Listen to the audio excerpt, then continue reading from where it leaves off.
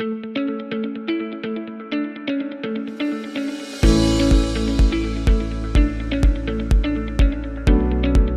tarde a todos, isto para não atrasar, para o professor Arlindo não dizer que a moderadora é responsável pelo atraso nas sessões, eu se calhar pedia para virem já ao palco, como dizia, para vir os próximos, o Sérgio Viana e o Nuno Maximiano, sentamos já. Nesta é uma sessão dedicada aos produtos e, portanto, vamos falar um pouco sobre as suas aplicações nas empresas e no nosso dia-a-dia, diria que no caso do Sérgio também no nosso dia-a-dia, e depois avaliarmos um bocadinho o impacto nas organizações. Eu gostava só de fazer aqui, antes de começarmos, porque o Sérgio vai fazer, cada um dos dois vai fazer uma apresentação e depois temos uma pequena moderação e para a qual desde já também solicitamos e desde já ficam todos convidados para levantar questões, mas é muito importante porque esta primeira painel foi muito importante e suscitou logo aqui questões com impacto para as organizações que me parecem bastante interessantes, muitos deles falados pela Ana. A questão e pelo Paulo também, a questão da confiança versus o facto de podermos estar ou não mais 10 anos à espera dos desenvolvimentos e, portanto, as organizações ponderam a adoção ou não de determinada tecnologia, determinada produtos e como é que o fazem. A questão eu diria também que foi aqui falada a questão do output e das ações e na medida em que como é que as organizações vão gerir internamente estas ações que por sua vez também falado pelo Paulo, estes agentes interagem com outros agentes, com outras aplicações, portanto há toda uma arquitetura complexa e, por fim, também o tema do fator humano, que a professora Ana também referiu, e a delegação daquilo que nós hoje conhecemos nas organizações, dentro daquilo que temos de funções e hierarquias, e como é que depois esta questão da delegação de algumas tarefas nos agentes e vai funcionar dentro das organizações. Penso que o primeiro painel foi muito útil, exatamente para lançar já aqui alguns desafios para o impacto das organizações. Portanto, eu começava ao Sérgio, mas o Nuno... E depois foi. Tudo bem. Tá? Obrigado.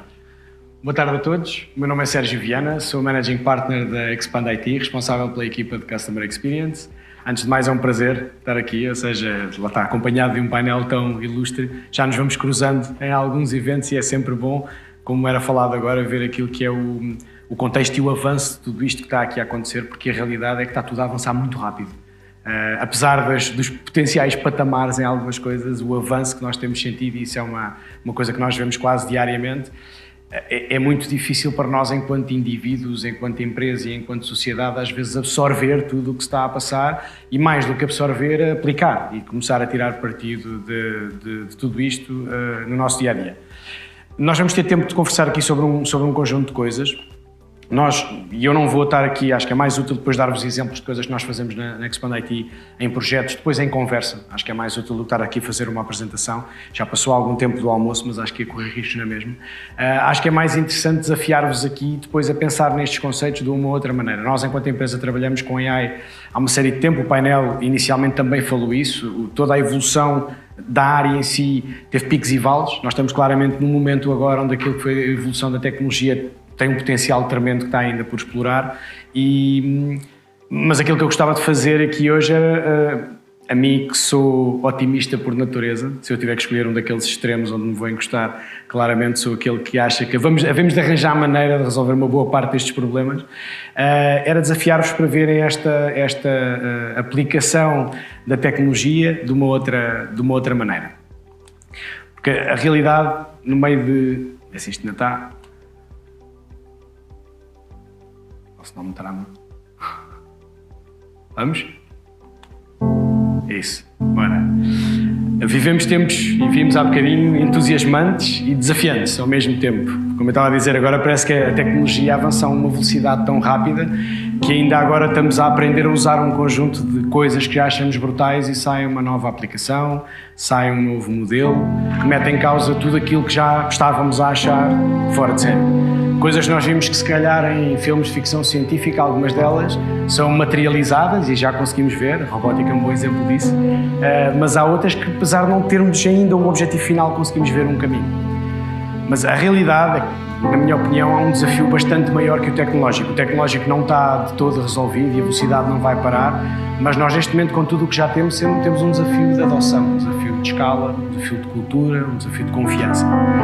E tudo isso leva-me a que seja interessante convidar-vos para fazer uma viagem, daquele seria um dia no futuro, um dia como o meu, um dia como o vosso, mas onde a tecnologia já marcasse presença, não através de robôs que falam, mas com impacto na altura certa, no momento certo e realmente criando um valor adicional no nosso dia-a-dia.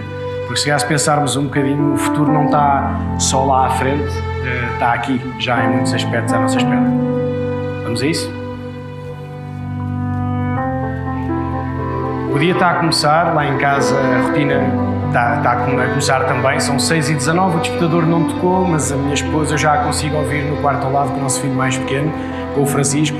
Ele está a choramingar e eu dirijo-me ao quarto para lhe dar os bons dias. Como qualquer bom adepto de tecnologia, otimista, que gosta de experimentar a última moda, eu comprei uma appliance da AI, um agente que está no berço desde que ele nasceu. Ouve o sono, mede o sono, ouve o choro e com base em tudo o que vai aprendendo, vai-me dando a mim informação de o que é que ele tem e o que é que eu preciso de fazer. Claro, a minha mulher está no quarto e para ela esta informação é inútil, não é? A mãe é o quinto filho, aliás, e quando eu lhe digo que luz amarela significa que ele tem fome, ela pergunta-me se eu precisava de ter uma aplicação qualquer de inteligência artificial para me dizer isto, considerando que ele acabou de dormir 8 horas. Portanto, não há tecnologia que sabe isso. O espelho ajuda-nos a perceber o que é que eu vou ter durante o dia, que reuniões é que tenho, qual é o dress code que eu devia usar, como é que está o trânsito e enquanto a casa também acorda eu ouço barulho lá em baixo. Além do pequenito, tenho 4 pequenas, já estão a tomar o pequeno almoço, tem uma série de coisas na cozinha que já funcionam de uma forma autónoma, as mais velhas estão a comer leite com torradas, para as mais novas choca-pique e estrelitas, a rotina está definida e a casa sabe disso e ajuda a pôr isto em prática. Também percebe durante o pequeno almoço que a manteiga acabou e ao perceber disso, comunica com o agente que trata da nossa lista de compras e pede para mandar vir manteiga na próxima encomenda. Quando eu entro na cozinha e o café começa a sair, eu recebo uma notificação breve e discreta que me diz que eu se calhar devia trocar a reunião que eu tenho hoje às 5 da tarde. E porquê? Porque a Maria, a minha filha mais nova, tem uma festa e eu tinha-me esquecido. Mas o meu agente não se esqueceu. Não só não se esqueceu, como já entrou em contacto com o Copilot que eu tenho na Expand IT e já arranjou uma forma de remarcar a reunião sem grande impacto. E enquanto eu bebo o primeiro golo de café e penso que hoje em dia tudo isto parece fácil, tudo isto está embebido dentro daquilo que é o meu dia-a-dia, percebo também que isto não está aqui há muito tempo e o avanço da tecnologia foi bastante rápido. O dia começa de outra forma, mas a rotina da casa para já terminou e começa a rotina das escolas e eu tenho que levar as minhas filhas ao colégio. Em particular a minha filha Margarida, tem 13 anos, mas a escola da Margarida não é igual à minha e não é igual à vossa, é bastante diferente. Maggie, queres vir explicar? Boa tarde. Na minha escola temos vários assistentes, cada um com a sua disciplina. O de matemática gosta de desafios, transforma exercícios em jogos com pontos e bónus. O de história cria simulações onde podemos tomar decisões como se estivéssemos lá, no tempo dos reis, por exemplo. O de ciências propõe atividades e experiências que podemos realizar em casa, algumas até em realidade aumentada. E o de línguas sabe todas as línguas, corrige-me, responde e adapta-se ao meu nível. Todos eles sabem quando estou cansada, quando preciso de rever um certo tema com filmes ou com exercícios.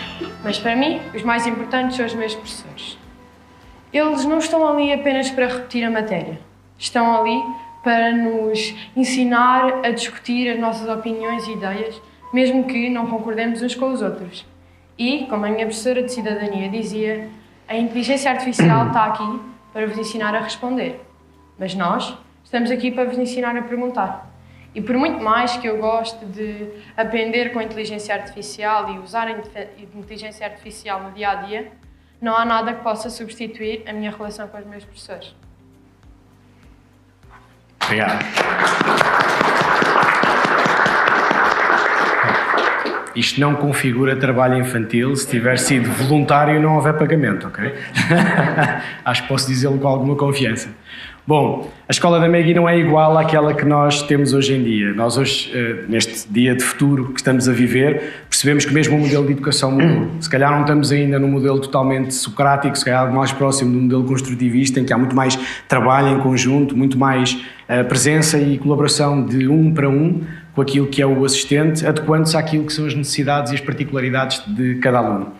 Mas este impacto não é claramente apenas para os alunos. Este impacto tem também uma correlação direta com aquilo que é o trabalho dos professores. Eu tentei trazer a professora de inglês da Margarida, a professora Ana Reed, aqui connosco hoje. Já não trouxe 2 pessoas, não consegui trazer a terceira. Ela não conseguiu vir, mas gravou um testemunho que eu gostava que vocês ouvissem. Hi, I'm Anna Reed, and I've been a teacher long before AI joined my classroom. Things have changed, and I'm no longer the center of knowledge. My students can access more information in 3 seconds than I had in 20 years. But that's not what makes them learn. Learning needs context. It needs trust. It needs presence. Today I work alongside intelligent assistants. They personalize content, adjust pacing, and give instant feedback. They explain, they assess, they repeat, they adapt. They do what technology does best, scale. And I do what technology still can't. I listen to what isn't said. I read their expressions. I notice when a student knows the answer but doubts themselves. I teach them to think beyond the right answer, to disagree with respect, to fail with courage, and to see others with empathy. It's not my job to compete with the assistants. We are a team. They handle efficiency. I care for the essence. And in a world full of algorithms, I still believe that real learning happens through human connection. My role has changed, but it's never been more important. I hope this was the testimony you wanted to hear, Sergio. It's always great to meet a father, especially of someone so special as Maggie.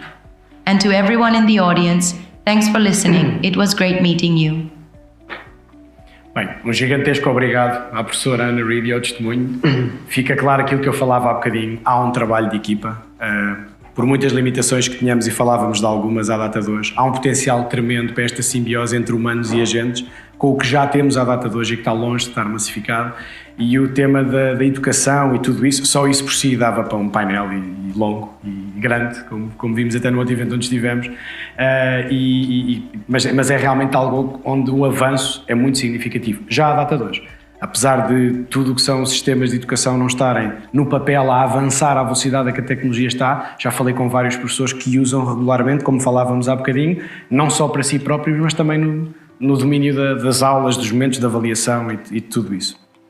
Enfim, o dia de qualquer das formas acabou de começar, portanto dirijo-me para o escritório, são 9h15, pouso a mochila, sento-me na cadeira e sei que, tal como acontece em todos os dias, vou ter alguma ajuda para começar o meu dia. O agente que trabalha comigo analisou o meu calendário, viu os meus compromissos e sugere-me bloquear 2 ou 3 pedaços de tempo para algumas atividades que ele sabe que eu valorizo. Estou no escritório, gosto de almoçar fora com a equipa para ter a partir das ligações humanas e ter às vezes algum bloco de tempo para pensar.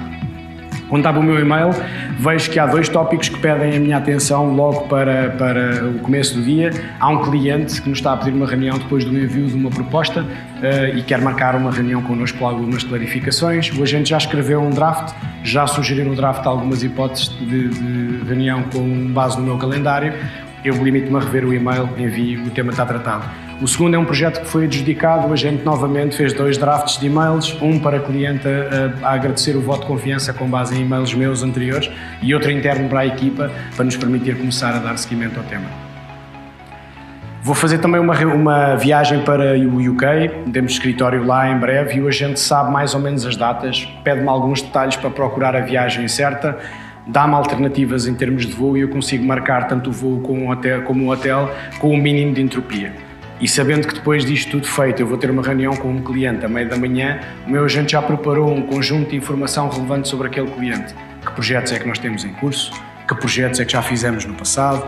Que tipo de insights de indústria é que eu posso levar e contribuir para aquela reunião? Portanto, eu posso ter a certeza que quando efetivamente chegar à reunião e me sentar, posso estar completamente focado. Sabendo na mesma que o agente que está na sala vai conseguir sumarizar tudo aquilo que foi dito, vai conseguir enviar esse sumário para toda a gente, incluindo a lista de ações que foram definidas e o owner de cada ação. O resto do dia, de qualquer das formas, decorre sem grandes desafios. Sendo que aqui, sempre que acontece alguma coisa, porque acontece sempre qualquer coisa, o agente está à escuta, adequa, adapta-se, faz sugestões e trabalha comigo para garantir que eu, às 5 da tarde, consigo estar efetivamente na Escola da Maria, tal como tinha sido planeado. Quando estou quase a sair, recebo uma chamada do Carlos Neves. O Carlos é o nosso Head of UX e tem estado a trabalhar com um conjunto de clientes na área de inteligência artificial e no desenvolvimento de algumas aplicações. Alô, Sérgio? Estou, Carlos. Olá, Viva, como é que estás? Tudo bem? E que tal? Como é que estão a correr as coisas? Como é que estão os projetos? Olha, os projetos estão a andar, o que é bom, suponho eu. E temos aprendido lições valiosas nestes últimos meses, neste último ano, concretamente, com estes últimos projetos. E diria que a mais relevante dessas lições é esta. O agente de IA só traz valor se for bem compreendido. Se o utilizador não perceber o que o agente está a fazer ou porque é que está a sugerir algo, gera-se imediatamente fricção. E esta é uma lição importante para a equipa de UX da Expand IT, como sabes, não é? Olha, posso dar o exemplo daquele projeto do assistente digital do banco? Certo? Sim. Sabes qual é o projeto? Sei. Não é? Força. Do ponto de vista técnico, aquele projeto tinha uma primeira versão absolutamente robusta. Respondia rápido, fazia sugestões personalizadas, enfim, irrepreensível do ponto de vista técnico. Mas, Sérgio, nos testes de usabilidade notámos que os utilizadores estavam desconfortáveis. A sério? Então? É porque não sabiam se estavam a falar com uma pessoa, com uma máquina, com um robô qualquer lá do banco. E só quando conseguimos clarificar o papel do agente, só quando esclarecemos o que é que ele está ali a fazer, como é que ele se comporta, que dados está a usar, quando criamos momentos de interação entre as pessoas e a máquina e o agente, é que a taxa de sucesso aumentou e a adoção foi plena. E passámos nesse momento de desconfiança para confiança ativa. E acho que gostas de saber esta notícia. É uma boa frase. É uma boa frase para pôr num slide. A realidade é que essas pessoas, e temos visto isso em vários projetos, acabam por ter impacto. Desculpa lá, mas há uma coisa que é crucial para além desta passagem da desconfiança para a confiança ativa. É que, na verdade, e isto é importante para validar a importância das equipas de UX nos projetos, da User Experience nos projetos e nas empresas, na verdade o que desbloqueou o sucesso não foi a tecnologia, foi a experiência de utilização. Okay? E isto é algo que nos deve orgulhar por um lado, validar por outro, e estamos no caminho certo, acho eu. Isso, também não estava a esperar que dissesse outra coisa. Carlos, tenho que ir para a festa da miúda. Obrigada. Vamos. Nós vamos falando e obrigada por tudo. Posso ir para a praia? Bom trabalho. Então. Podes, à vontade. Fim do dia. Obrigada. A conversa com o Carlos decorre sem grande tema e no final eu consigo chegar a horas. Para aqueles que ainda não perceberam, são 5 filhos, portanto, o chegar a horas pode também nem sempre depender do pai que não se atrasa. Temos a festa, vamos para casa, é sempre uma rotina agitada entre banhos, jantares e tudo isso, mas este dia vai para mim acabar de uma maneira um bocadinho diferente do normal, porque este dia eu vou jogar pádel. Independentemente da tecnologia que nós temos hoje em dia à nossa disposição, a realidade é que, por muito que o nosso dia possa ser otimizado por um conjunto de agentes e por um conjunto de coisas que estão a fazer, acho que fica bastante claro que há uma componente humana que é altamente relevante e que foi falada em vários aspectos e que nós continuamos a não conseguir, no limite, fazer da maneira como quereríamos durante o nosso dia.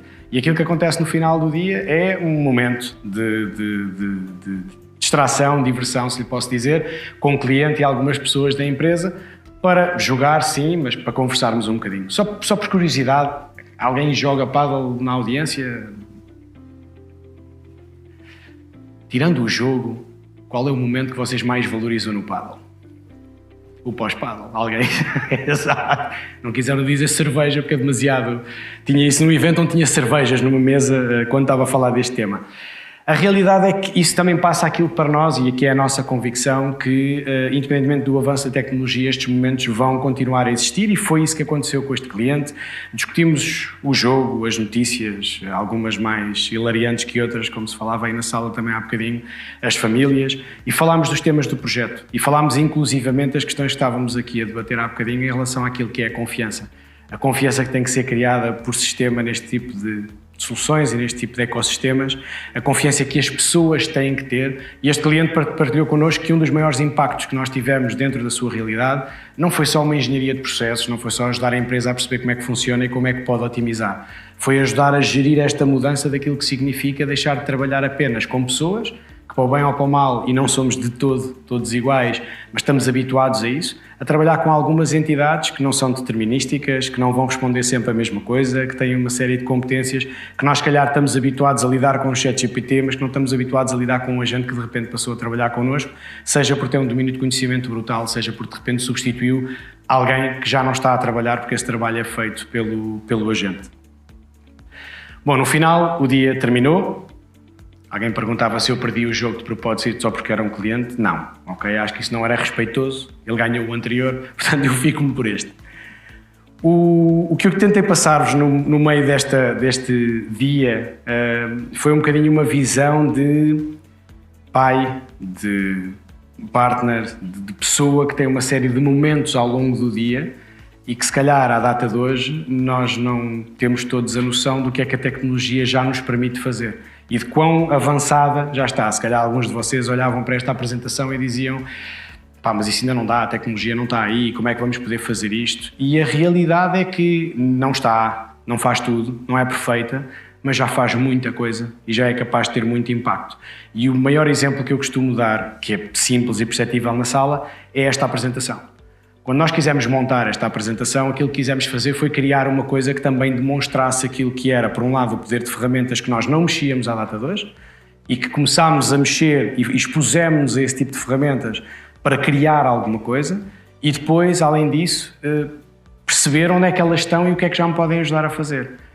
Quando eu agarro num ChatGPT e crio um agente e o configuro com uma, e a Ana falava há bocadinho, com uma prompt que eu criei no Claude, porque gosto mais do Claude e das prompts que o Claude gera, para usar no contexto de ChatGPT para criar um assistente de produção para me ajudar a criar isto, e todo o processo que saiu daí, de geração do script, do planeamento, do conteúdo que é gerado, das prompts que são usadas para criar a imagem e da prompt que depois eu crio no outro lado para, a partir da imagem, me gerar o vídeo. A prompt, enfim, minha esposa, quando eu lhe mostrei o vídeo da Anna Reid, ela no início achou que aquilo era mesmo a sério. Depois ficou meio desiludida no final, quando viu uma mensagem tão profunda dita por um avatar. Mas a realidade dos factos é que estas ferramentas e a construção desta apresentação com estas ferramentas mostram uma coisa. É que em muitos aspectos, muitos de nós não estamos à data de hoje já a tirar partido daquilo que já podemos fazer. E o repto que eu vos lanço, e que temos visto isto em todas as empresas, porque não é uma questão só de utilizar o ChatGPT ou de utilizar o Claude para pedir a receita do frango ou para ver o que é que há de bom para ver em Londres no mês que vem. É começarem a criar uma, não lhe chamaria disciplina, mas um hábito de, ok, se eu tivesse um agente que me pudesse ajudar nisto, qual é que era o impacto que eu gostaria que ele tivesse? E experimentarem. Porque ao usarem estas tecnologias, isso também vos vai abrir, sem dúvida nenhuma, um conjunto de perspectivas que vocês, se calhar, à data de hoje não têm, mesmo quando estão a utilizar coisas que eu não faço vídeos para viver, não é? Portanto, o meu trabalho é outro, não é este tipo de coisas. Mas abre os horizontes e dá-vos claramente uma noção de onde é que as tecnologias estão e do que já é possível fazer. E esse seria o repto com que eu terminava esta intervenção, é que eu acho que a tecnologia, até certo ponto, e nós falámos disso um bocadinho, ela já nos está a convidar, entre aspas, para fazermos coisas. Já dá para fazer muita coisa. Acho que nos cabe a nós, neste momento, aceitar o convite e começar. Obrigado.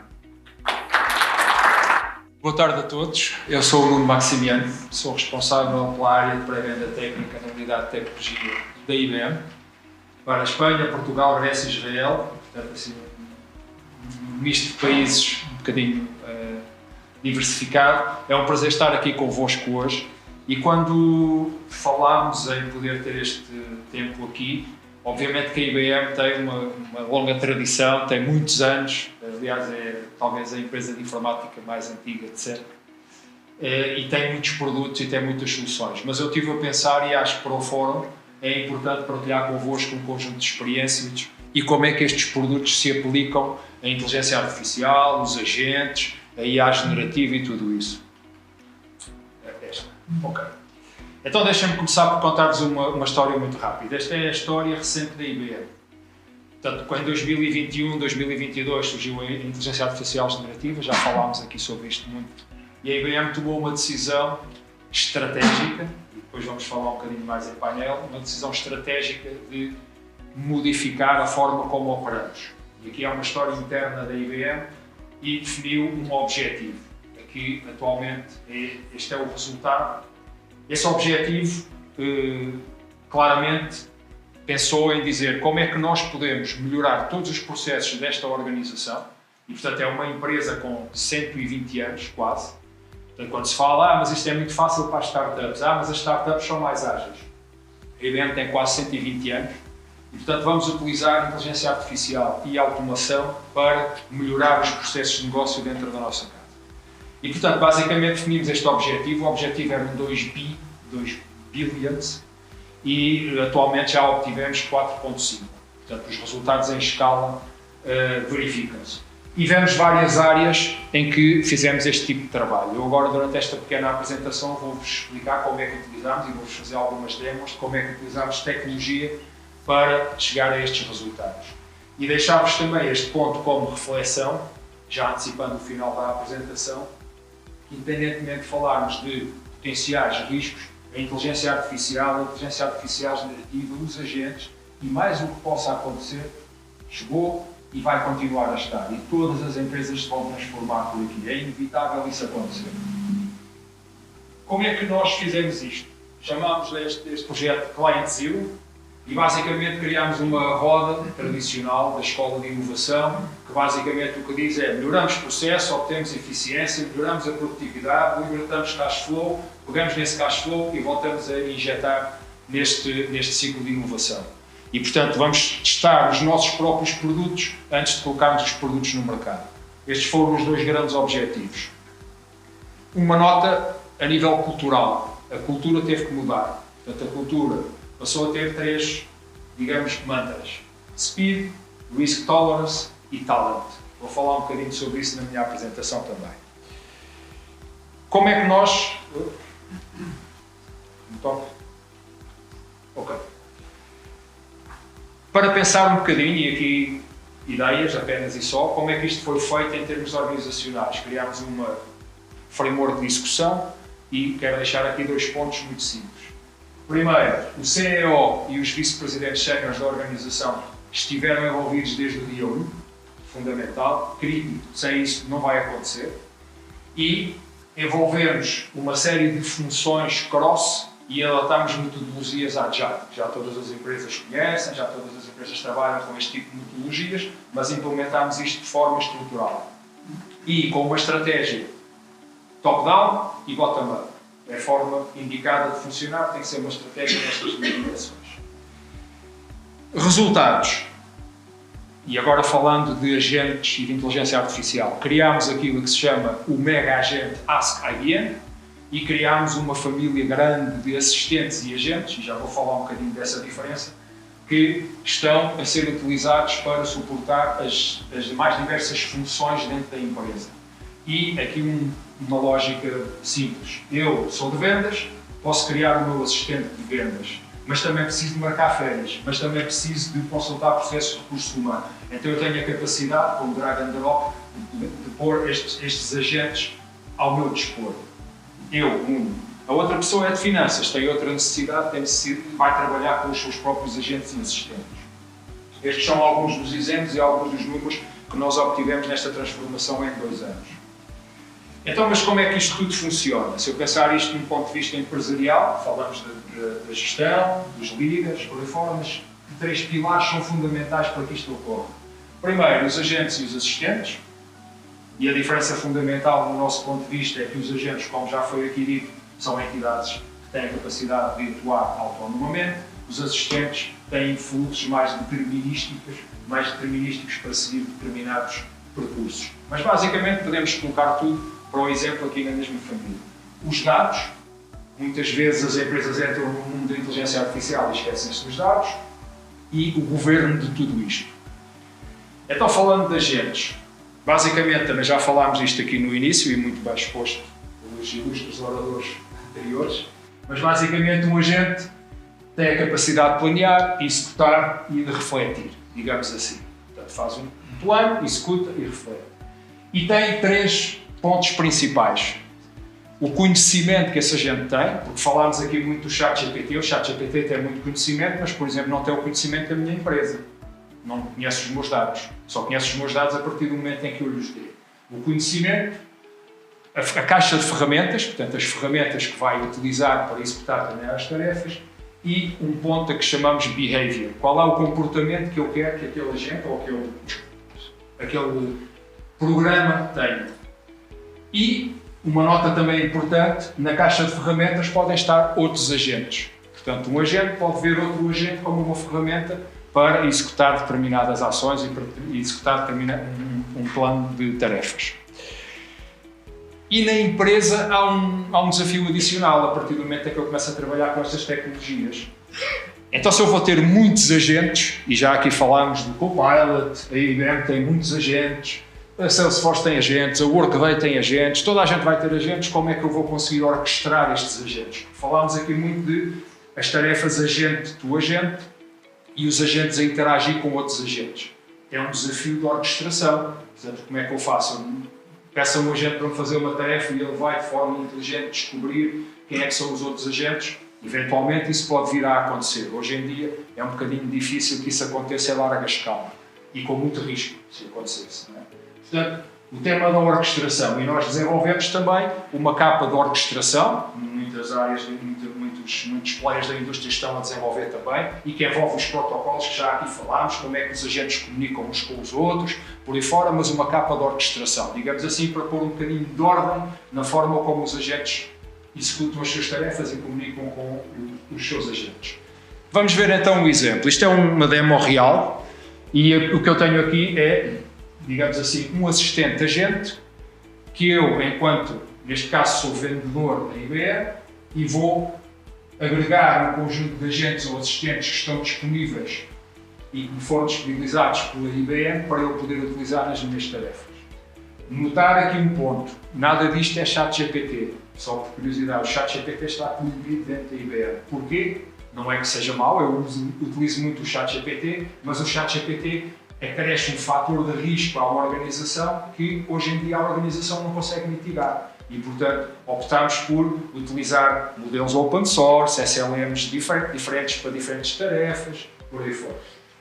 Então eu faço uma pergunta, olha, quais é que são as plays que eu tenho disponíveis para falar da AI Assistance? Muito bem, então e como é que estas plays se relacionam com a indústria da energia? E vemos que temos um assistente que me vai respondendo e que me vai colocando em evidência os pontos principais, por aí fora. Existe alguma informação relacionada com a indústria da energia, a aplicação de trabalho e assistentes da AI? Então o que é que acontece aqui? O tal orquestrador vai procurar o agente assistente que tenha a capacidade para me responder àquela pergunta. E, portanto, vai ter que fazer pesquisas externas, neste caso vai aceder à internet, a um motor de pesquisa e vai ajudar-me a encontrar essa informação que eu estou a colocar.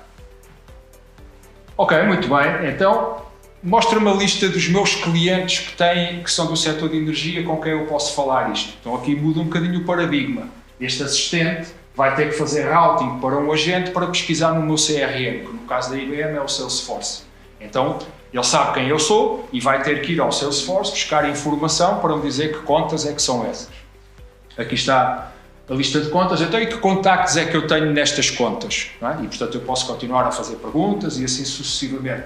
Mas se pensarmos, estamos a ver aqui já 3 ou 4 áreas de atuação diferentes. Uma é num corpus de informação da empresa, que tem a informação dos meus produtos, das minhas plays, faz uma pesquisa externa para ir buscar tendências, análises de indústria e por aí fora, e vai pesquisar a informação no meu CRM sem eu ter que mudar de ecrã. Não estou a saltar de aplicação em aplicação, nem estou a montar folhas de Excel.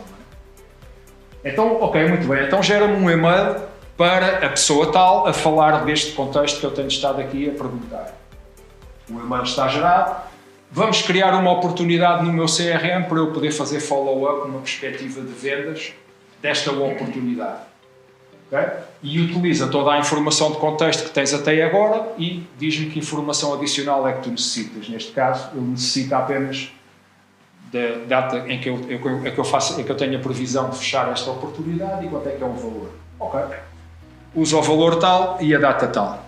Pronto, este é um exemplo de como a aplicação de assistentes, IA generativa e agentes com algum grau de autonomia estão a ser utilizados à data de hoje para suportar as principais funções internamente dentro da IBM. Isto não é uma demo de produto, está feito sobre os produtos da IBM, mas é um exemplo real e é como, neste caso, a força de vendas da IBM e toda essa operação se está a transformar neste objetivo que expliquei no início. E, portanto, aqui vemos no Salesforce a oportunidade está criada. Okay? Agora podem pensar, quem não trabalha muito nestas áreas, mas isto eu consigo fazer com programação. Sim, mas nada disto que eu estou aqui a mostrar foi explicitamente pedido. Eu não disse em nenhum sistema, nem defini nenhuma regra, nem codifiquei nada. Eu dou prompts por trás, que são estes behaviors que eu expliquei um bocadinho atrás, do agente e digo, olha, se quiseres lidar com oportunidades, vai à procura aqui. Se quiseres trabalhar com plays, vai à procura ali. Okay?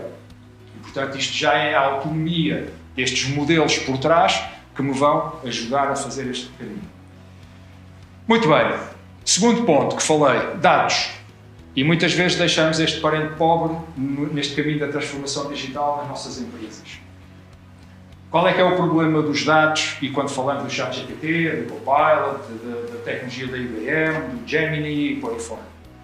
É que estes modelos já têm praticamente conhecimento sobre todos os dados públicos atualmente.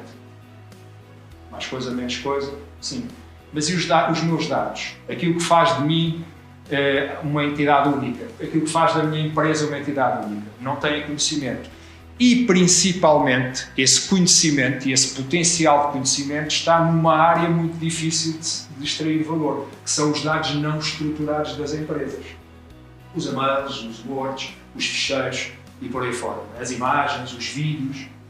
Se tiver dados estruturados em bases de dados, já toda a gente trabalha com isso há muitos anos. Mas os dados não estruturados são um desafio.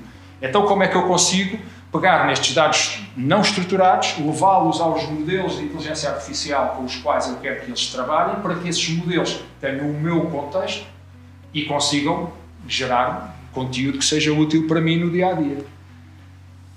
E, acima de tudo, como é que eu consigo fazer isso? Garantindo a privacidade e o controle sobre esses dados. Vamos ver um exemplo. Ok. Este também é uma solução que nós desenvolvemos e que basicamente o objetivo é, de forma user-friendly, drag and drop, poder ingerir quantidades de dados e levá-los a trabalhar com estes assistentes e estes agentes. E, portanto, basicamente, o que é que eu estou aqui a fazer? Para ter um bocadinho de contexto. Estou a carregar uma série de faturas, PDFs, estou a extrair entidades e metadados desses PDFs que me vão permitir classificar essa informação, anonimizar, proteger, por aí fora, a informação que for sensível. Estou a identificar Personal Identifiable Information, estou a identificar Hate, Abuse and Profanity, portanto, na prática, posso identificar uma quantidade de atributos que vão dar garantia que aqueles dados que eu estou a passar para estes modelos não vão ter impactos negativos na sua utilização. Portanto, vou criar um conjunto de estruturas, e aqui peço-vos desculpa só para as coisas um bocadinho mais técnicas, mas basicamente o que é que eu estou aqui a fazer? A descobrir as entidades, a assignar termos de negócio para que eu possa governar esses dados de uma forma adequada dentro da minha organização, a classificar esses dados. Eu quero saber se este dado é um número de telefone, se este dado é um número de contribuinte, por aí fora, e na prática estou a levar esses dados a um corpus de informação da minha empresa. Tenho aqui os dados e agora quero perceber o que é que eu consigo fazer com aqueles dados. E recordem que o que eu fiz foi ingerir faturas. Não é? Portanto, faturas normais que fizessem gestão. Então o que é que vai acontecer agora? Eu vou ligar este corpus de informação a um assistente / agente e vou a fazer uma interação com esse assistente / agente. Portanto, eu vou ao toolset deste agente e vou-lhe dizer, olha, quero que ligues àquele corpus de informação que eu acabei de ingerir. Okay? Aparentemente ele vai ter ligação àquelas faturas. E agora eu vou-lhe perguntar uma pergunta que, por exemplo, não é fácil obter de uma fatura. Aliás, é impossível. Faz o mapeamento da fatura com a PO. Eu não ingeri nenhuma PO. Portanto, este agente sabe que está ligado a um repositório de POs ou ao meu sistema ERP que tem as minhas POs, as minhas ordens de compra. E, portanto, eu digo, olha, faz o mapeamento com as linhas desta fatura.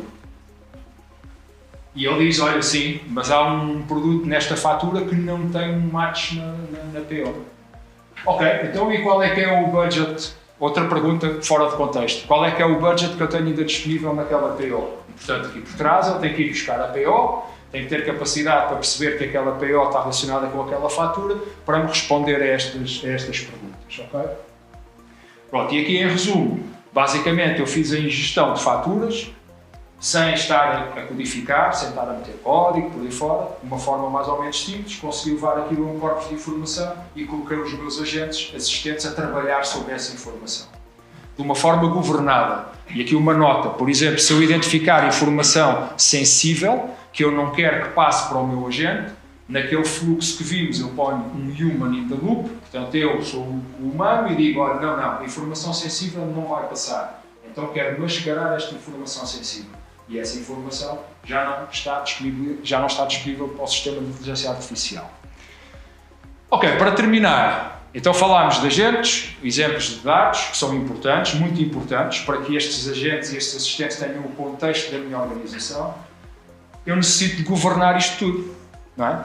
E basicamente, quando eu falo de governar, estou a falar de 3 pontos fundamentais. Primeiro, a gestão do ciclo de vida. Quando eu comecei a desenvolver um agente, um modelo, a minha aplicação, que dados é que foram utilizados, quem é que curou aqueles dados, onde é que estavam aqueles dados, que algoritmos é que eu utilizei, todas as tecnicidades que eu quiser, quero fazer a gestão do ciclo de vida do desenvolvimento. Porquê? Porque se amanhã alguém me perguntar porquê é que este sistema tem este comportamento, que eu consigo auditar tudo desde o momento em que eu comecei a desenvolver. Segundo ponto, gestão do risco. A partir do momento em que eu coloco estes sistemas e estes modelos em produção, eu tenho que ser capaz de medir aquilo que estes sistemas e estes modelos estão a gerar. Por exemplo, falámos aqui muito das alucinações. Uma das formas que nós utilizamos para medir, não é exata, mas permite-nos aferir mais ou menos o controle, é quando eu faço um conjunto de perguntas e respostas a um modelo, eu sei mais ou menos quais é que, quando faço um conjunto de perguntas, eu sei quais é que são as respostas que eu estou à espera. Então eu crio um ground truth, ou seja, um conjunto de amostras grandes entre perguntas e respostas e depois, utilizando métricas de processamento de linguagem natural, consigo ir analisando desvios daquilo que está a ser gerado cá para fora. Isto é um exemplo, okay? É um bocadinho mais técnico, mas é importante perceber que não se consegue medir a 100%, mas consegue-se medir bastante e mitigar o risco. E o terceiro ponto, naturalmente, é o cumprimento normativo. Portanto, o AI Act e outros que apareçam vão-me obrigar a cumprir determinadas normas. Como é que eu faço isso na minha organização? E, basicamente, isto mapeia naquelas 3 dimensões. Okay? E aqui vemos uma série de nomes que sejam precisão dos modelos, enviesamento dos modelos, guarda-redes para os modelos da AI, se eu posso enviar prompts que de alguma forma me permitam atacar aquele modelo da AI ou não. E, portanto, esta capacidade eu tenho que a ter e tenho-a efetivamente e tenho que ser capaz de a monitorizar. Aqui deixo-vos uma nota, que já se falou aqui no primeiro painel, dos riscos de AI, e falámos dos riscos de AI tradicional, AI generativa, AI agentes. Convido todos a procurarem aquele link no Google, é o IBM Risk Atlas, é alimentado periodicamente pela IBM e descreve um conjunto alargado de riscos que são emergentes e que já são reais com a adoção de inteligência artificial nas organizações. E para terminar, então só uma pequena demo de como é que eu consigo governar tudo isto. Portanto, e basicamente este é um exemplo de um dashboard global que eu tenho, em que eu tenho, por exemplo, que modelos é que eu tenho em produção, que casos de uso é que estão a utilizar cada um dos modelos, que que dados é que estão a ser introduzidos em cada um dos modelos em determinado passo do caso de uso. Tenho um conjunto de riscos mapeados com o Risk Atlas que me permitem, consoante o caso de uso e as técnicas que eu vou utilizar, ter um sistema de semáforos que me diz se tem mais ou menos risco. Tenho a capacidade, por exemplo, de definir fluxos de trabalho para incorporação de novos casos de uso. E aqui um ponto importante, que eu falei já no início, mas que é muito importante, isto é um desporto de equipa. Normalmente vemos muitas vezes muitas empresas a delegar este tipo de tarefas no departamento de IT ou na área de desenvolvimento. Não, isto é um desporto de equipa. A pessoa de legal tem que estar, a pessoa de compliance tem que estar, a pessoa de segurança tem que estar e toda a gente tem que entender o caso de uso. E toda a gente tem que perceber qual é o impacto do caso de uso nas suas diferentes dimensões. É basicamente isto que dá, não é? Portanto, aqui nós vemos, nesta demo muito rápida, que eu depois tenho a capacidade de criar questionários que têm que ser preenchidos com as unidades de negócio ou com as áreas funcionais da empresa e que depois vão dar origem à aprovação ou não de utilização de determinados casos de uso. Matriz de risco e por aí fora, ok? Pronto, basicamente, e porque o tempo já vai curto e eu estou mesmo a chegar ao final, era basicamente isto que eu queria partilhar convosco. Foi um bocadinho acelerado, mas queria dar-vos uma visão mais do que estar a falar de produtos ou de tecnologia que nós temos, e se quiserem falar de produtos de tecnologia, estarei encantado de falar de produtos e tecnologia, sem nenhum problema, mas achei por bem também no fórum partilhar convosco um bocadinho de realidade atual, ou seja, implementações atuais, e neste caso estamos a falar da própria IBM. Isto é um projeto estratégico da IBM, se forem ver o relatório de contas da IBM está lá em todo o seu esplendor, e também partilhar convosco um bocadinho os desafios tecnológicos, não tecnológicos, de como é que estas coisas todas podem ser minimamente controladas. E deixar-vos finalmente, igual ao Sérgio, eu também sou um perfeito otimista e acima de tudo sou muito pragmático. Acho que isto é um movimento que não vai parar e quem oferecer resistência vai ficar pelo caminho. Portanto, aqui um ponto basicamente, acima de tudo, é entender a tecnologia, qual é o potencial que ela nos traz e ter toda a capacidade para mitigar os riscos com os quais nos vamos separar. Este é o meu ponto de vista e agradeço o vosso tempo.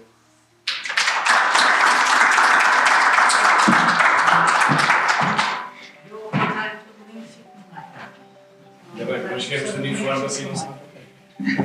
Exatamente. Conseguem ouvir-me bem.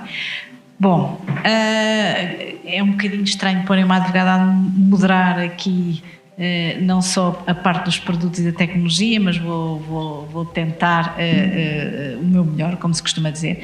Mas eu gostava só, aquilo que foi dito, quer no primeiro painel, quer aqui que ficou claro, é que de facto os agentes estão aí e portanto não vale a pena, isto já não é um debate de utilização ou não de agentes da AI, de agentes de inteligência artificial, diremos assim, é mesmo mais um debate de como implementar e como adotar e como decidir, digamos, seguir esta tecnologia e as outras, como aqui o Nuno falou, generativa, e o que é que vem a seguir, a professora Ana falava no que é que vinha a seguir, portanto, e a seguir, portanto a tecnologia necessariamente irá ter sempre aqui uma evolução. Eu dava só aqui nota do seguinte brevemente, tenho aqui dados de um estudo da Gartner que é de outubro de 2024, portanto provavelmente já está desatualizado e os dados serão diferentes, mas relativamente aos agentes de inteligência artificial diz e assume como pressupostos que em 2028 33% e que falávamos nisso, do software corporativo que utilizamos nas empresas terá integrado agentes de inteligência artificial.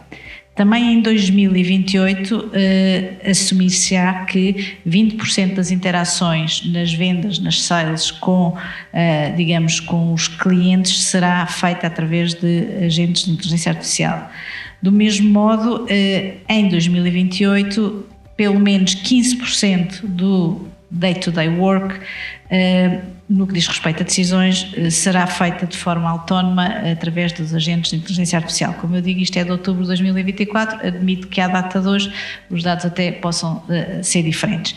E aquilo que eu gostava de colocar, e porque os dois abordaram isto, portanto decidirão os dois quem quer falar primeiro, tem a ver com o facto tem a ver com a própria adoção e implementação dos agentes de inteligência artificial, que coloca naturalmente desafios, mas há uma tendência de nos referirmos à adoção nas empresas um bocadinho pelo hype, o foco de eu tenho que usar a tecnologia, eu tenho que, rapidamente, se os outros usam, eu também tenho que usar a tecnologia e vamos rapidamente implementar a tecnologia. Mas muitas vezes o que acontece é que essa tecnologia até tem resultados numa determinada tarefa, e vamos falar aqui, percebeu-se bem no marketing que há aqui uma escolha na articulação entre sistemas e agentes e naquilo que ela pode ser bastante útil, mas que depois pode não trazer, digamos, um valor acrescido à atividade da organização como um todo.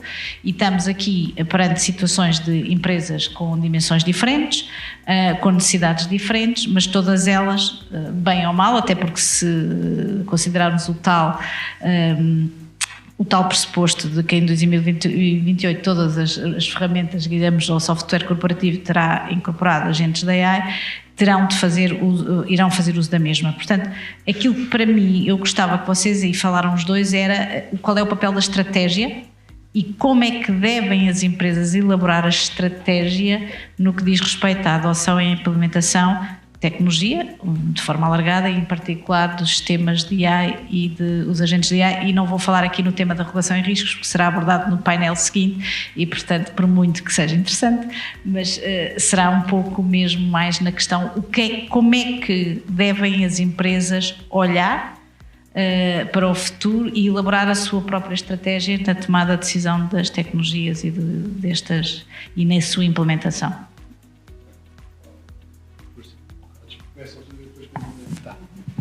Bom, eu acho que este tema da estratégia e da inteligência artificial em muitas das empresas são temas que estão bastante longe um do outro.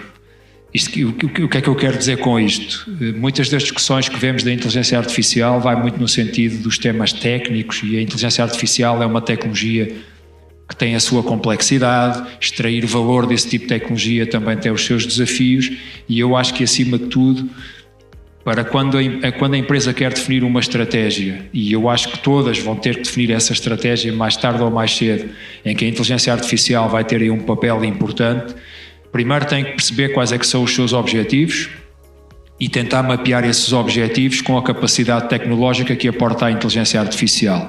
Aquilo que eu vos mostrei aqui do caso da IBM não é uma receita para tudo, mas acima de tudo é, de alguma forma, aquilo que nós encontramos para dar mais poder às pessoas e simplificar e aumentar a produtividade das pessoas que, por exemplo, antigamente andariam a saltar de sistema em sistema e teriam a sua folha de Excel ou teriam o seu bloco de notas, e aquilo era tudo muito pouco eficiente. Com este tipo de sistemas eu consigo ter outro nível de eficiência e consigo aumentar a minha produtividade. Mas para isto acontecer em larga escala é muito importante que a alta gestão da empresa, o board, não sei, dependendo das empresas e das funções, consigam perceber o potencial desta tecnologia. E agora, passando ao Sérgio, mas deixando só uma nota, eu vejo muitas vezes esta discussão no departamento de IT, como eu falei há pouco, e eu acho que não é o sítio onde esta discussão tem que ter lugar. Também tem que ter lugar, mas não é o sítio onde tem que ter lugar. Tem que ter lugar no sítio onde se define a estratégia da empresa, porque esta tecnologia é efetivamente, ou tem o potencial de ser transformadora.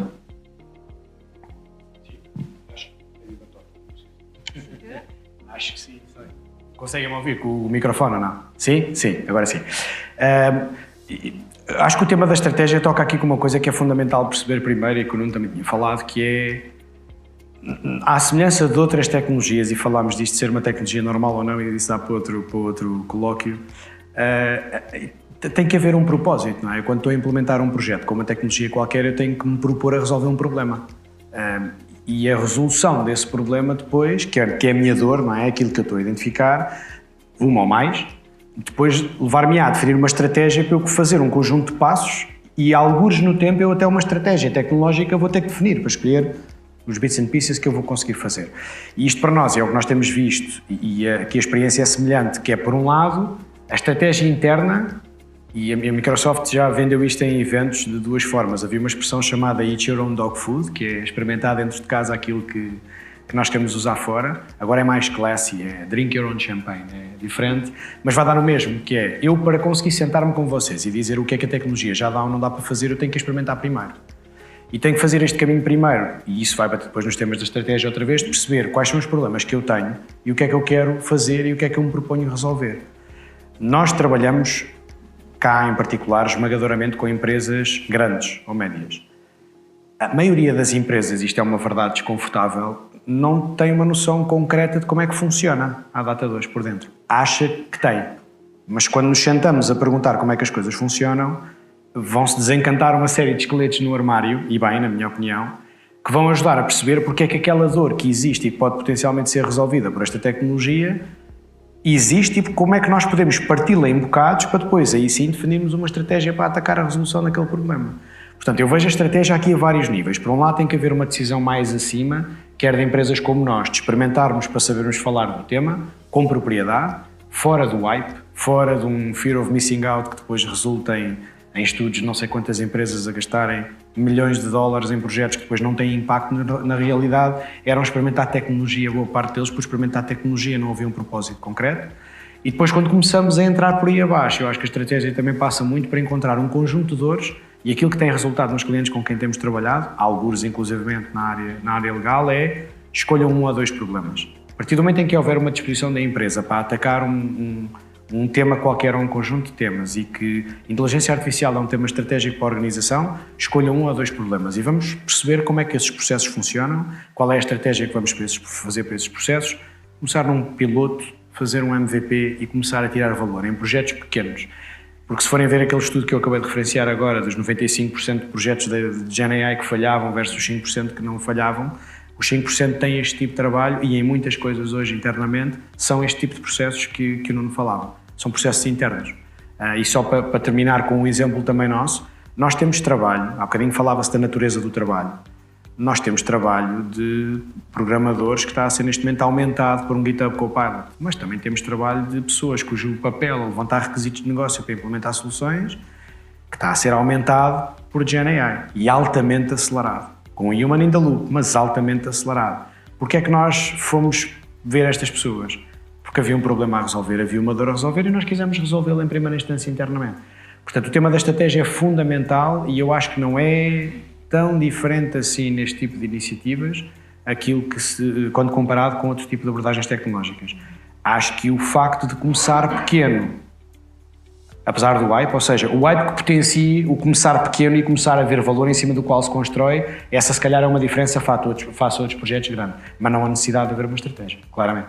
O tema dos tais 90% ou das desilusões e dos falhanços eu já vi aí, mas queria também, já agora aproveitar, porque se falou isso também no primeiro painel, se nas organizações e as empresas, porque estamos a falar do dia-a-dia, do mercado, até que ponto não está a ser tão utilizado um mecanismo de sandboxes ou test beds, ou depois quiserem por aí fora, e nesta articulação que até pode haver com as academias ou com os laboratórios, ou já têm experiência exatamente na estratégia de utilizações de sandboxes ou não têm prática de tal acontecer.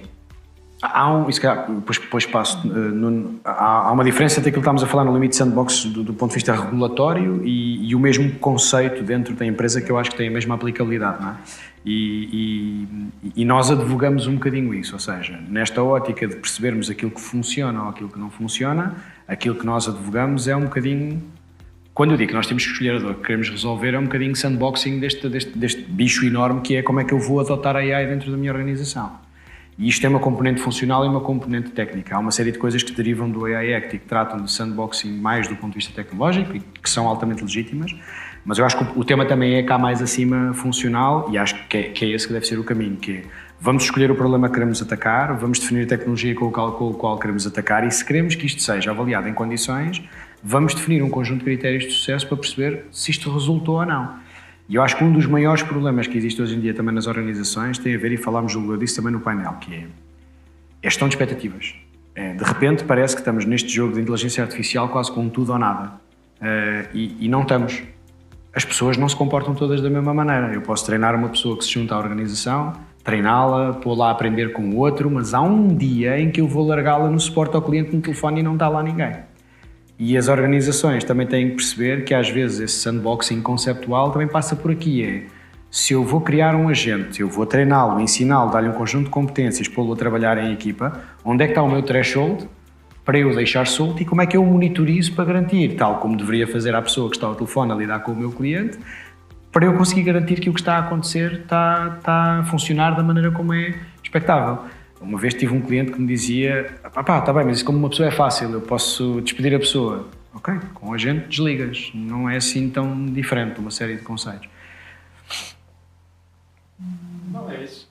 Eu acho que, no respeito à questão do sandbox e de resolver o problema, identificar o... sim. No que respeita ao sandbox e ao identificar o problema, estou de acordo com o Sérgio. Sou um bocadinho mais ambicioso e mais exigente. Acho que o senior leadership da empresa tem que se envolver nisto. E há um problema atual também, que é a literacia de todos estes temas. E que é algo que me preocupa. E há pouco eu estava a ouvir, e agora fugindo só um bocadinho aqui ao tema, mas é algo que me preocupa, que estava a ouvir o primeiro painel e vejo as pessoas preocupadas com a regulação, com tudo isso, e está certo. E sou um grande defensor dessa aproximação, mas preocupa-me ao mesmo tempo, por exemplo, ver pessoas de 18 e 19 anos a perguntarem coisas ao ChatGPT ou outro tipo de sistemas sem ter o mínimo espírito crítico. E se calhar aqui, levantando um bocadinho o tema da sociedade, acho que também era preciso pensar a educação, não é? Portanto, em vez de dizer, olha, não pode usar o ChatGPT para fazer os trabalhos de casa, que acho que isso já desapareceu um bocadinho, é como é que nós podemos educar estas novas gerações a utilizar este tipo de tecnologias com um espírito crítico, não é? E isso repercute-se dentro das empresas. Portanto, o que eu vejo é há uma grande diferença entre o conhecimento da área técnica para as áreas funcionais e depois um bocadinho aquilo que o Sérgio estava a falar e com a analogia da pessoa que está no suporte ao cliente, olha, eu tenho aqui um sistema de inteligência artificial generativa, agéntico, que é a última tendência do mundo, vamos todos entusiasmados e aquilo falha 2 vezes e é para arrumar e já ninguém toca naquilo. Portanto, passa-se ali do 8 para o 80, porque eu acho que acima de tudo não se percebe a tecnologia, não se percebe como é que essa tecnologia pode ajudar a resolver os problemas e pode ajudar a fazer esse caminho que as organizações vão ter que fazer. E vai ter que tomar papel na estratégia da organização, sim ou sim, independentemente da metodologia. Obrigada. Então isto passava para duas, aliás, porque o Sérgio falou de uma coisa e o Nuno falou de outra. O Sérgio do falhanço, o Nuno da cultura organizacional, no fundo a questão da literacia e em que medida, quer a vossa experiência nas vossas organizações, quer nos vossos clientes, em que medida e daquilo que for, digamos, respeito aos vossos clientes pode facilitar ou não o vosso trabalho, também isto é uma verdade, em que medida ou quão importante é a existência de um modelo de governação. Temos a estratégia, que é definido, depois temos, digamos, a sua implementação num modelo de governo ou num modelo de governação que inclui não só os procedimentos, de contratação ou de adoção da tecnologia, como a questão dos dados, e isso foi falado pelo Nuno, é bastante importante, o tema de estruturados, não estruturados e a qualidade, porque isso acho que é um tema que nas organizações não se encontra ainda devidamente estruturado, passando aqui a tripla referência, e de que forma vocês próprios também sentem essa necessidade de haver aqui, naturalmente com alguma flexibilidade, porque isto são questões que estão sempre a ser alteradas, não é? Portanto, eu acho que o hype nas organizações não é desde 1997, mas eu acho que o hype dos agentes de inteligência artificial tem um ano, diria eu, nas organizações. Portanto, daqui a um ano há de ser outra coisa e as organizações não podem estar sistematicamente, de repente, a criar comitês, mudar comitês, buscar talento para isto, buscar talento para aquilo. Isto torna-se um bocadinho difícil gerir uma empresa à conta destes hypes todos. Portanto, até que ponto, como é que vocês veem este tema na gestão, nos modelos de governos, nos procedimentos, na contratação da tecnologia, quer para a vossa organização, quer em relação aos vossos clientes? Eu acho que o modelo de governo, em algo este ano, é fundamental. Tem aqui algumas diferenças, se calhar, que eu tocava e que já falámos, acho que todos, ao longo destas conversas. É esse modelo de governo que vai garantir que nós estamos a implementar as coisas da maneira, pelo menos que definimos que era a correta para a organização. É esse modelo de governo que nos vai permitir monitorizar se aquilo que foram os requisitos que definimos como querendo resolver, se estão ou não a ser cumpridos pelas soluções. É esse modelo que nos vai permitir apanhar as situações em que isto não acontece e agir. E depois tem aqui duas componentes fundamentais que se calhar comparado com outros modelos de governo para outro tipo de sistemas, de coisas mais aborrecidas como a modernização aplicacional, os dados, que ninguém quis falar deles, como dizias, eram os parentes pobres, mas que agora são a base da casa. Se não tens a casa, não queres começar pelo telhado, porque o telhado vai ser curto. Acho que há aqui dois aspectos que são bastante diferentes e quando comparados com outros, que é a velocidade da mudança. Há coisas que hoje em dia, eu estava a ter uma conversa com uma empresa hoje de manhã, grande, do mercado português, que dizia, nós tentámos fazer um pouco com isto há 3 meses atrás, mas houve um monte de coisas que mudaram entretanto.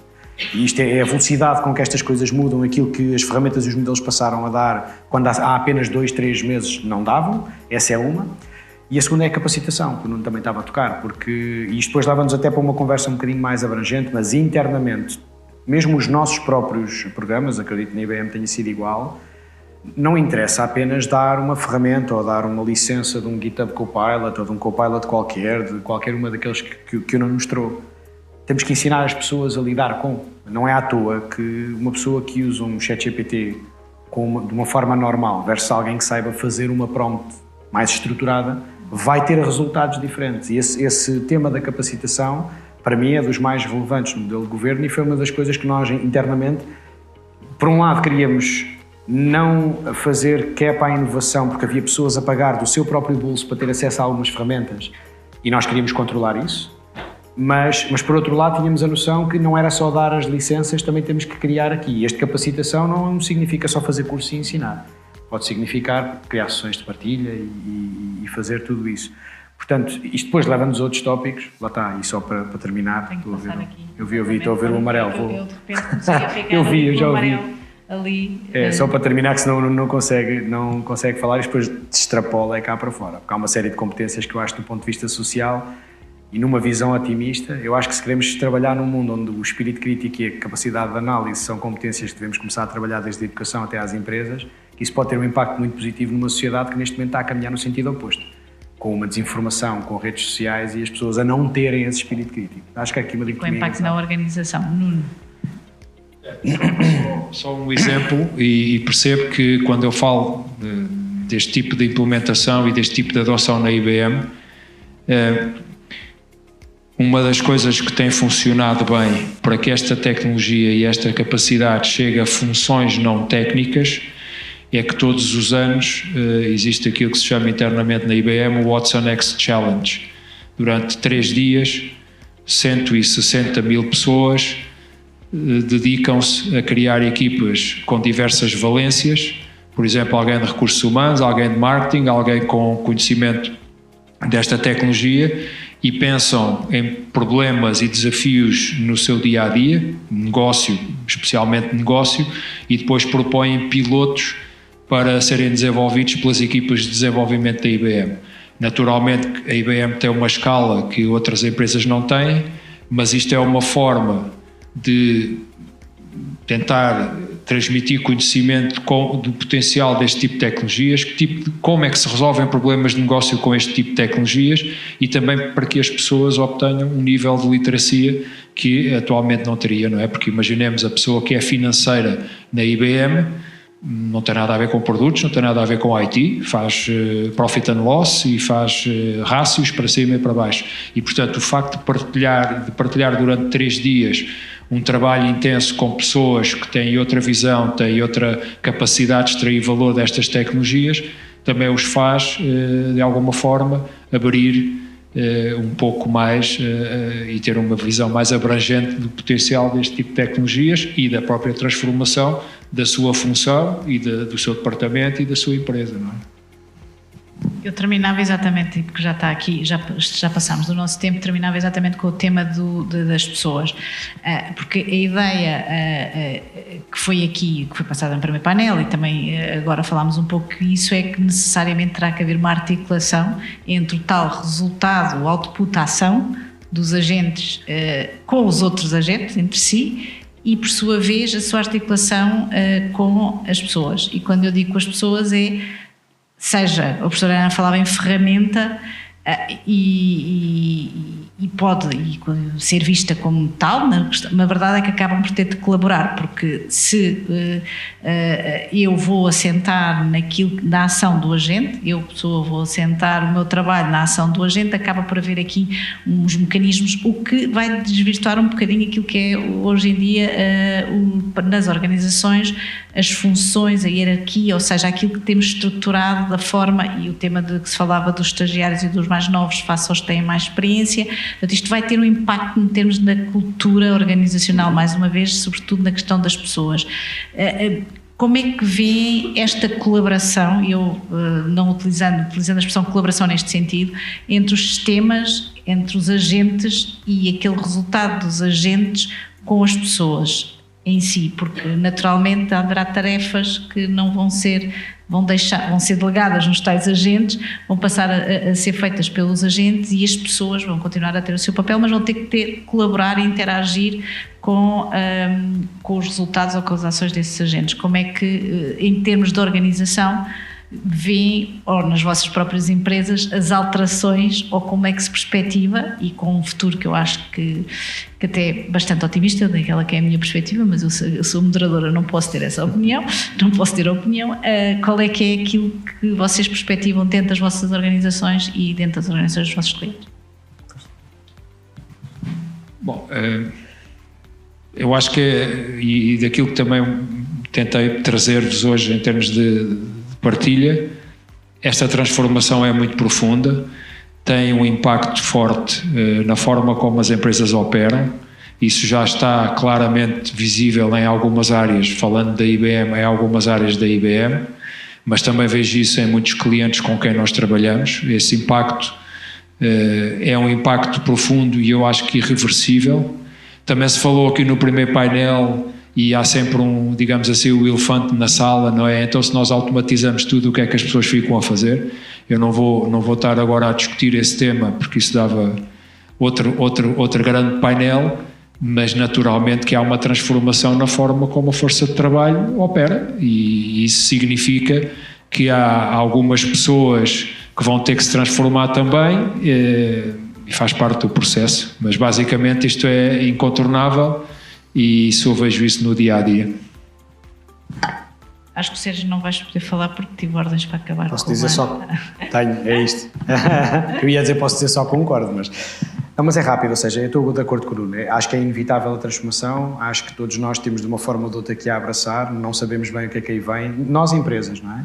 Acho que há muitos problemas, se falarmos dele, problemas sociais. Eu olho para a casa onde estou, olho para a minha casa, não está diferente numa série de aspectos do tipo de atividade e os problemas que falámos aqui de o sénior que eu deixo de formar mas continuo a precisar e vai cada vez ganhar mais e o júnior que eu deixo de contratar porque de repente o que ele tem o book knowledge todo que eu preciso para fazer. É um desafio gigantesco, acho que não há outra hipótese a não ser aceitar e começar a experimentar e a fazer alguma coisa para encontrar os espaços.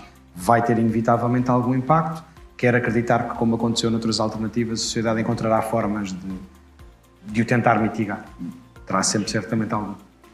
Bom, passaria então, não sei se há tempo para o público, não há. Portanto, olha, é assim, tenho que terminar e muito obrigada aos dois. Tá, muito obrigado.